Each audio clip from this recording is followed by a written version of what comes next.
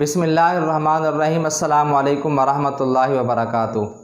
دوستو، آج ہم بات کریں گے قرض کے متعلق کہ کس طریقے سے ہم قرض سے بچ سکتے ہیں، اور اگر ہمارے اوپر قرض ہے تو کون سے ایسے اعمال ہیں کہ ہم وہ اعمال اختیار کر لیں، ان اعمال کو، ان دعاؤں کو اپنا معمول بنا لیں، اور ان دعاؤں کی برکت سے ہمیں قرض سے نجات حاصل ہو جائے۔ قرض کے متعلق سب سے پہلے تو یہ بات ذہن میں رکھیں کہ آج کل کے دور کے اندر، آج کل کے زمانے میں حتی الامکان قرض سے بچنے کی کوشش کی جائے۔ اگر انسان کو قرض کی ضرورت پڑ رہی ہے تو انسان جو کچھ اپنے پاس ہے اسی سے کام چلانے کی کوشش کرے، اپنے اخراجات کو سمیٹے، اپنی ضروریات کو سمیٹے، اور حتی الامکان قرض سے بچنے کی کوشش کرے، اور صلاۃ الحاجت پڑھ کر کے اللہ تعالیٰ سے دعا مانگتا رہے۔ لیکن اگر پھر بھی قرض کی ضرورت پڑ رہی ہے اور قرض کے بغیر کوئی چارہ نہیں ہے تو قرض لیتے وقت پختہ اور پکی نیت کر لے کہ میں انشاءاللہ یہ قرض واپس ادا کر دوں گا، اور پہلے سے اپنے ذہن کے اندر قرض ادا کرنے کی کوئی صورت، یعنی کس طریقے سے میں قرض، کس ذریعے سے میں قرض ادا کر دوں گا، وہ صورت بھی اپنے ذہن کے اندر رکھنی چاہیے، اور پکی نیت کر لینی چاہیے کہ میں قرض ادا کر لوں گا۔ کیونکہ جو بندہ پکی نیت کر لیتا ہے تو اللہ تعالیٰ اس کے لیے پھر قرض کی ادائیگی کی صورت کو آسان بنا دیتے ہیں۔ یہاں تک کہ اگر اس کا انتقال بھی ہو جاتا ہے اور وہ قرض ادا کرنے کی کوشش میں لگا رہتا ہے تو حدیث پاک میں آتا ہے، جناب نبی کریم صلی اللہ علیہ وسلم نے ارشاد فرمایا، تو کل قیامت والے دن ایسا مقروض کہ جس نے پکی نیت کی ہوئی تھی اور وہ قرض ادا کرنے کی کوشش بھی کر رہا تھا اور قرض کی ادائیگی زندگی میں نہیں ہو سکی، اسی حالت میں اس کا انتقال ہو گیا، تو اللہ تعالیٰ قیامت والے دن قرض خواہوں کو اس مقروض کی طرف سے، اپنی طرف سے اللہ تعالیٰ راضی فرمائیں گے، اللہ تعالیٰ راضی کر لیں گے۔ تو ایک تو یہ ہمیں کرنا چاہیے۔ دوسرا، ان دعاؤں کا ہمیں اہتمام کرنا چاہیے کہ جن دعاؤں میں آپ صلی اللہ علیہ وسلم نے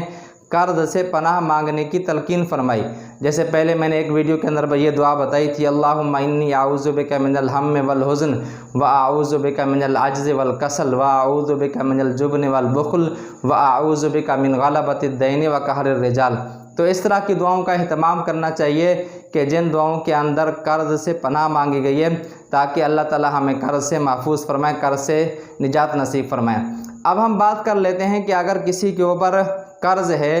اور بہت زیادہ قرض ہے اور وہ اس قرض کو لے کر کے پریشان ہو رہا ہے اور قرض کی کوشش، اپنے تئیں قرض ادا کرنے کی کوشش بھی کر رہا ہے لیکن قرض کی ادائیگی کی کوئی صورت نہیں بن پا رہی ہے، تو ایک کام تو وہ یہ کرے کہ ہر وقت باوضو رہنے کی کوشش کرے۔ ہر وقت باوضو رہے گا تو انشاءاللہ باوضو رہنے کی برکت سے بھی اس کے رزق کے اندر برکت ہوگی، اللہ تعالیٰ قرض کی ادائیگی کی صورت بنا لیں گے۔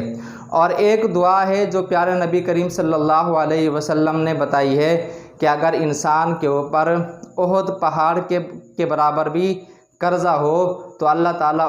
اس قرض کو ادا فرما دیں گے۔ حضرت علی رضی اللہ تعالیٰ عنہ فرماتے ہیں کہ حضرت علی رضی اللہ تعالیٰ عنہ سے روایت ہے کہ ان کے پاس ایک غلام آیا، مکاتب غلام تھا۔ مکاتب وہ غلام کہلاتا ہے کہ جس کے آقا نے اس کو یہ کہا ہو کہ مجھے اتنی رقم دے دو، اگر اتنی رقم آپ مجھے دے دو گے تو پھر آپ آزاد ہو جائیں گے۔ تو وہ مکاتب غلام حضرت علی رضی اللہ تعالیٰ عنہ کی خدمت میں آیا اور حضرت علی رضی اللہ تعالیٰ عنہ سے اپنے بدلے کتابت، جو کتابت کا اس کے اوپر مالک نے اس کے ذمہ مال لگایا تھا، اس کے لیے مدد چاہیے کہ حضرت میری مدد فرما رہے، میں کتابت کا جو بدل ہے، کتابت کا جو مال ہے، جو کتابت کے پیسے ہیں وہ میں ادا کرنے سے قاصر ہوں۔ تو حضرت علی رضی اللہ تعالیٰ عنہ نے اس مکاتب غلام کو یہ کہا، کیا میں آپ کو وہ دعا نہ بتاؤں جو مجھے خود جناب نبی کریم صلی اللہ علیہ وسلم نے ارشاد فرمائی تھی، سکھائی تھی، اگر تیرے اوپر پہاڑ کے برابر بھی قرضہ ہوگا تو اللہ تعالیٰ اس دعا کی برکت سے آپ کے قرضے کو ادا فرما دیں گے۔ اور حضرت علی رضی اللہ تعالیٰ عنہ نے جو دعا اس غلام کو بتائی وہ دعا یہ تھی،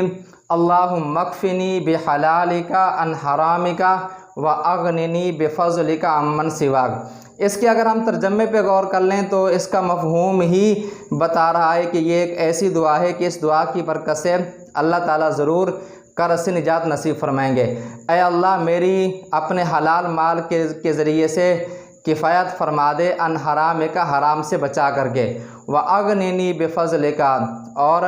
یا اللہ مجھے اپنے فضل سے غنی کر دے، امن سواک مجھے در در کا بھکاری نہ بنا، لوگوں کے سامنے مجھے سوال کرنے سے بچا، اور اپنے فضل سے مجھے غنی فرما دے، لوگوں سے بے نیاز کر دے۔ تو اس کو پڑھنے کی ترتیب کیا ہے کہ اس دعا کو انسان کس طریقے سے پڑھے؟ اس کے پڑھنے کے دو طریقے ہیں۔ ایک تو انسان کہ اگر اوپر بہت زیادہ قرضہ ہے اور وہ قرض کے بوجھ تلے دبا ہوا ہے، تو اس دعا کو کھلا پڑھے، یعنی بس وہ انسان ہو اور یہ اس کی زبان کے اوپر دعا ہو۔ تو ایک تو اس کا طریقہ یہ ہے، اور ایک اس کا طریقہ یہ ہے کہ ہر نماز کے بعد 70 مرتبہ اس دعا کو پڑھ لے۔ اگر ہر نماز کے بعد 70 دفعہ اس دعا کو نہیں پڑھ سکتا تو کم از کم دن میں 70 مرتبہ اس دعا کو پڑھ لے۔ اول آخر 10 دفعہ درود ابراہیمی پڑھ لے، 10 دفعہ شروع میں درود ابراہیمی پڑھ لے، 10 دفعہ آخر میں درود ابراہیمی پڑھ لے، اور بیچ میں یہ دعا اللہم اکفنی بحلالک عن حرامک واغننی بفضلک عمن سواک مستقل مزاجی سے کرنی ہے۔ ابھی کوئی آدمی صرف ایک ہفتہ پڑھ لے، ایک دن پڑھ لے، بھئی یہ جو معمولات ہوتے ہیں ان کو مستقل مزاجی سے کرنا پڑتا ہے۔ اس میں کئی ہفتے بھی لگ سکتے ہیں، کئی مہینے بھی لگ سکتے ہیں، سال بھی لگ سکتا ہے، لیکن اگر انسان مستقل مزاجی کے ساتھ، یکسوئی کے ساتھ، پوری توجہ کے ساتھ، مفہوم کو سامنے رکھ کر کے اس دعا کو پڑھتا رہے گا تو اللہ تعالیٰ اس دعا کی برکت سے اس کو ضرور قرض سے نجات نصیب فرمائیں گے۔ اللہ تعالیٰ ہم سب کو اور جو بھی مقروض ہیں ان کو قرضوں سے نجات نصیب فرمائے۔ السلام علیکم ورحمۃ اللہ وبرکاتہ۔